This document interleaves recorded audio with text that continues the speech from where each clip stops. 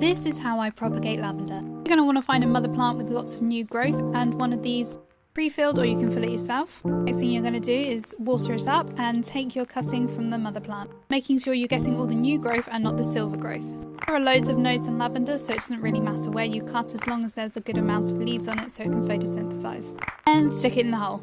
To give the best chance of all your lavender surviving, you want to place the smaller ones along the edge so it has access to more light when these fan out. Take as many as you like, but know that not all of them will make it, so more is better.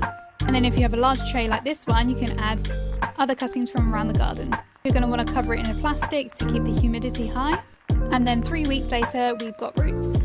With a heat mat, they normally root in 2 weeks though, but I didn't have access to one. And not all of these plants will make it, there will be death. And be really careful when you're watering because they are very susceptible to botrytis. They are going to grow really tall. To make them grow outward, I'm going to cut them down to half their height, just above a node. A couple of weeks ago I propagated some lavender. Since then I've pinched the tops out, so they've grown nice and bushy, and their roots are really starting to fill up the plug holes. So now what I'm going to do is pot these beauties up. I'm only doing the few with the best roots and that have lots of new side growth, so they're a bit more shrubby. The other lavenders may need a little bit longer.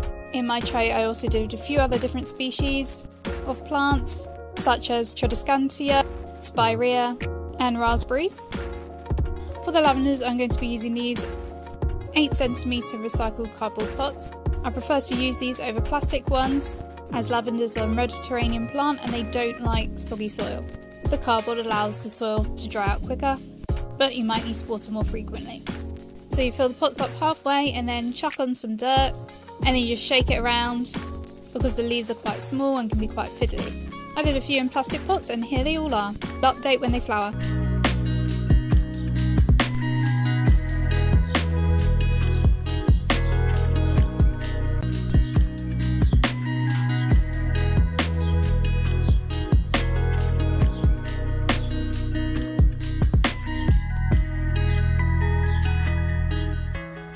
Just wanted to do a little update on how our lavender cuttings are doing. So a few months ago I took some lavender cuttings and this is how they are now. As you can see, it's been very hot and dry, so they are needing a little bit of water. I have just watered them. You can see how much they have grown and now they've started to get flowers. The technique is so simple and easy, and it's great if you make your own essential oils or just like herbs. They also are fantastic for pollinators.